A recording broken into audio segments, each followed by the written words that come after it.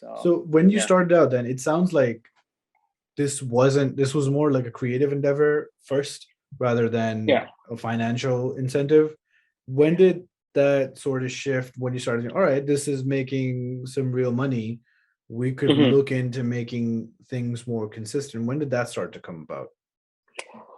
Yeah, so that was more so a realization at a certain point where I was like, okay, well, there are a lot of people that are doing well in YouTube.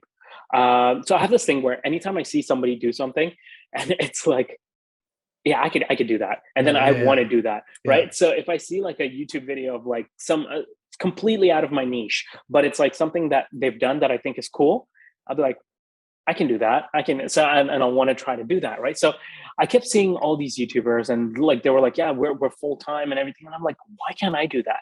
And I really got tired of doing my day job. And like, I would literally look for pockets of time where it just got Mm, so exhausting because my commute to work, I live kind of like on the outskirts of Toronto, and then I had to commute into downtown Toronto for work. So my train ride would be about an hour.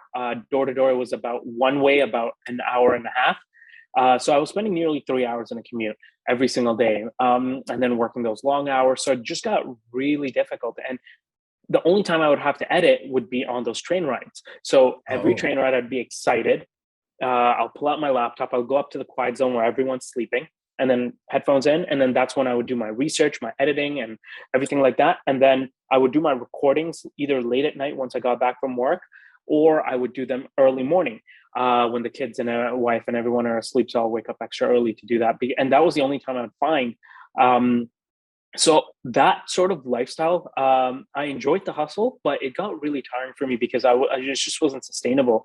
I was constantly, thinking about it, even when on the weekends when I'm trying to spend time with the kids or family or anything.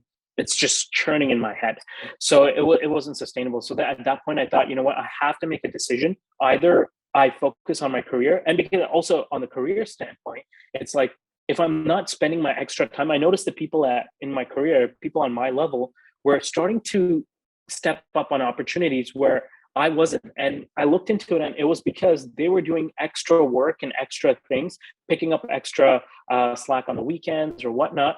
And that was giving them further opportunities. So I was like, okay, well, no, they're going, like, I'm like just stuck in the middle, right?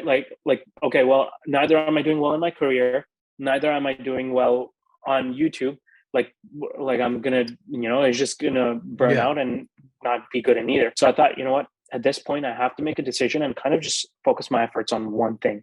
And at that point I said, you know what, forget the career.